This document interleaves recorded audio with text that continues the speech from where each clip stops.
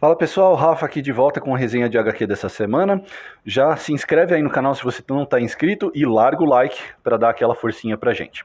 No programa de hoje a gente vai falar de Shamisen, Canções do Mundo Flutuante, do Guilherme Petreca e do Thiago Minamisawa, publicado aqui pela editora Pipoca e Nanquim, nesse volume belíssimo, né? Belíssimamente bem trabalhado, vocês podem ver aqui, tá?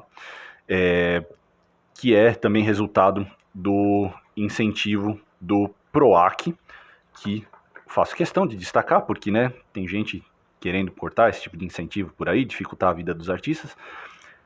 Vou dar minha opinião sobre essas pessoas aí nos comentários, porque, sei lá, às vezes o YouTube dá strike porque eu realmente quero falar dessas pessoas. Mas, isso dito, vamos lá. Shamisen. Shamisen é esse instrumento que vocês veem aqui, tá? E essa arte de capa maravilhosa já dá para nós os dois pilares nos quais essa HQ é baseada, que são a música e a arte. Shamisen é um instrumento tradicional, tá? Muita gente traduz ele como banjo japonês, eu acho uma tradução horrorosa, mas ele possui um som bastante particular e muito bonito, e ele está em inúmeras peças de música tradicional japonesa. E a inspiração para a arte é o chamado ukiyo-e, cuja uma das traduções pode ser arte flutuante, que está aqui, ou arte transitória. A arte transitória também é válida e tem a ver com algo que nós vamos falar lá para frente. Outra coisa que eu queria já avisar desde já é o seguinte: essa resenha ela vai ser bastante pessoal, tá, gente? Então vocês me desculpem se ela parecer menos técnica do que de costume, mas é porque ela mexeu bastante comigo como leitor. Então eu prefiro falar do que ela mexeu comigo, tá? A primeira dessas coisas é o seguinte, gente, eu tenho um contato muito aproximado com a cultura japonesa e conheci muitas pessoas muito bacanas assim, durante a vida que me ensinaram bastante sobre a cultura japonesa. Permaneço bastante ignorante no assunto, tá longe de ser um especialista, um estudioso, mas assim, me aproximei o bastante para aprender a apreciar muito. E a minha primeira impressão dessa HQ é que o trampo do Petreca e do Minamisawa, que escreveram juntos, né, a arte é do Petreca, mas os dois escrevem o roteiro e argumento juntos, transmitem muito, muito bem, ao menos num nível intuitivo, uma certa compreensão dessa cultura japonesa. E é aquela história, né, gente? É uma cultura assim, com a qual nós estamos acostumados, mas que ainda é uma cultura distante que oferece desafios para nós.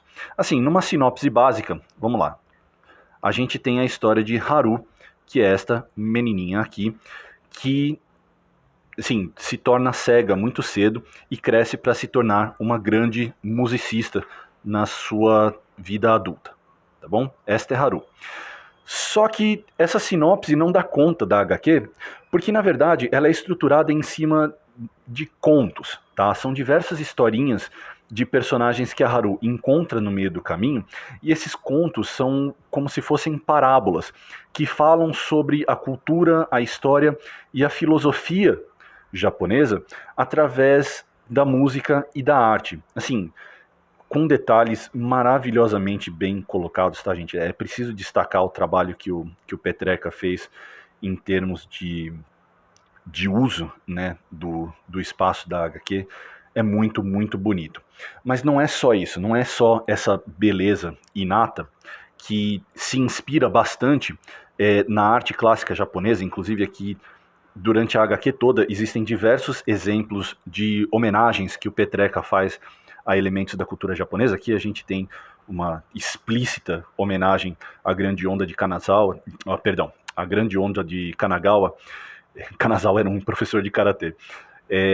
Do Hokusai, a pintura famosíssima, tá, que deixam bastante explícito a influência do desenhista, mas também elementos muito típicos da cultura, como por exemplo a inserção feita de bastante apropriada de elementos como esse aqui, por exemplo. Isso aqui é um kappa, tá? Um kappa é um yokai. Yokai são espíritos, tá, gente? São criaturas sobrenaturais que habitam o mundo da mitologia clássica japonesa. Essa definição espíritos e criaturas sobrenaturais, ela não é muito precisa, tá? Porque eu precisaria de mais tempo para explicar isso para vocês. Só que lendo a HQ, dá para perceber que tanto o Petreca quanto o Minamisawa, eles entendem que essa não é a melhor interpretação. E a maneira como eles inserem esse personagem na trama, ela é muito...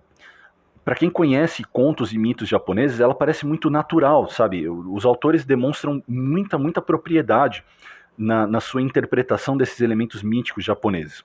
Inclusive, vou deixar aqui a dica para quem quiser saber mais sobre a melhor maneira de você interpretar essa coisa dos yokais.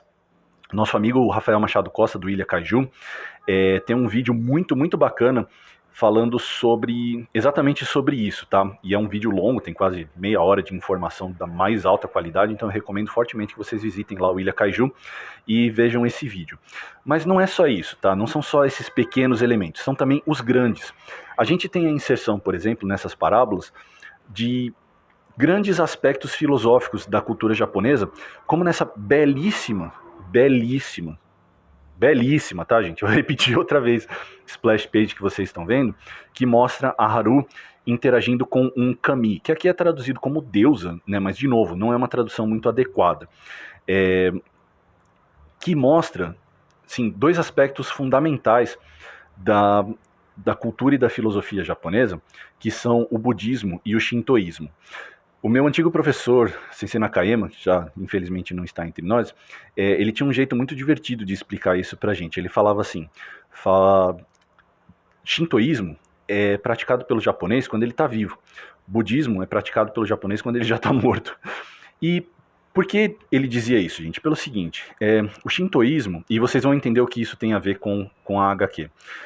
O shintoísmo, ele é uma filosofia, ele não é uma religião, tá? Pelo menos não no sentido dogmático e institucional como a gente entende no Ocidente, que trabalha muito com a compreensão dos fenômenos da natureza como eles são, da compreensão e da aceitação dos fenômenos da natureza como eles são. E isso inclui a vida e a morte. Enquanto o budismo oferece uma visão transcendental das coisas sobre o mundo além da fisicalidade. E isso é extremamente importante, gente, e é por isso que eu disse que shamisen mexe bastante comigo, porque através da música eles trabalham conceitos como o wabi-sabi. Tá? O volume, gente, eu vou até mostrar isso aqui para vocês, ele tem um glossário maravilhoso, tá? Isso aqui é de uma excelência sem tamanho, tá? O preciosismo que eles tiveram para explicar para as pessoas diversos conceitos, e é inclusive por isso que eu estou me privando de falar mais, por exemplo, sobre a música japonesa, porque isso está muito bem explicado no fim do volume, e o ukiyo-e, que tem assim, um artigo escrito por um pesquisador de cultura japonesa no final do volume, então assim, eu estou pulando para as partes que eu acho que não estão ditas, né? E assim, como eu estava mencionando sobre o budismo e o shintoísmo, essa HQ transmite muito bem o conceito que eles chamam de wabi-sabi. O wabi-sabi, gente, dentro da filosofia tradicional japonesa, é a compreensão e a aceitação de que existe beleza nas coisas imperfeitas e na compreensão e na aceitação de que todas as coisas que estão vivas um dia vão morrer. Então, tudo é transitório, tudo é imperfeito e é possível ver beleza nisso, tá? Então todo o trabalho da HQ é em cima dessa ideia e eles usam a arte e a música como um escopo para apresentar essas ideias. E isso para mim, pessoalmente, é bastante tocante porque foi assim que eu aprendi essa filosofia, né? Durante muito tempo, uma relação que eu tive com professores de artes marciais, enfim, que eram nativos de Okinawa e do Japão, me apresentaram muito sobre essa cultura.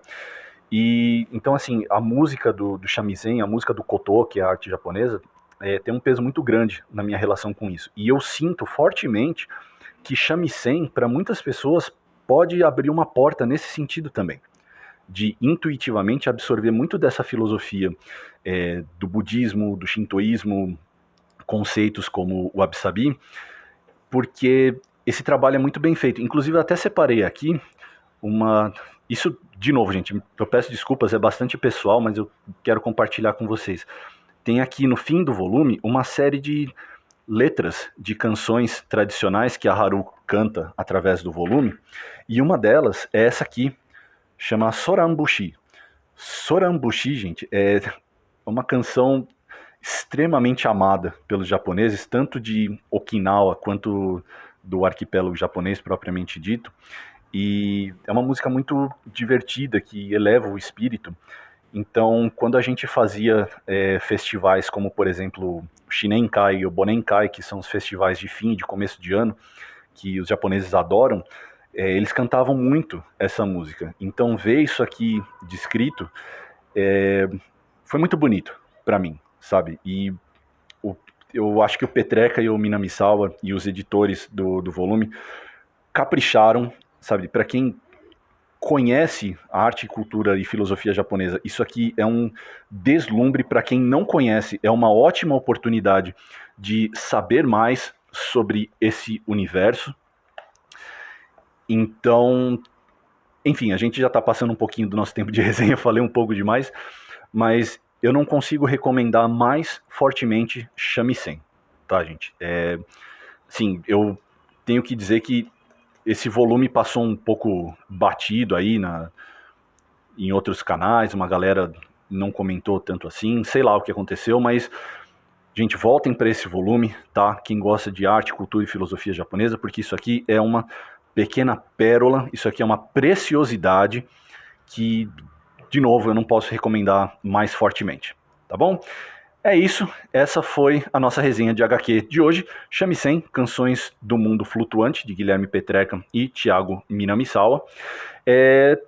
Isso, até semana que vem, tchau!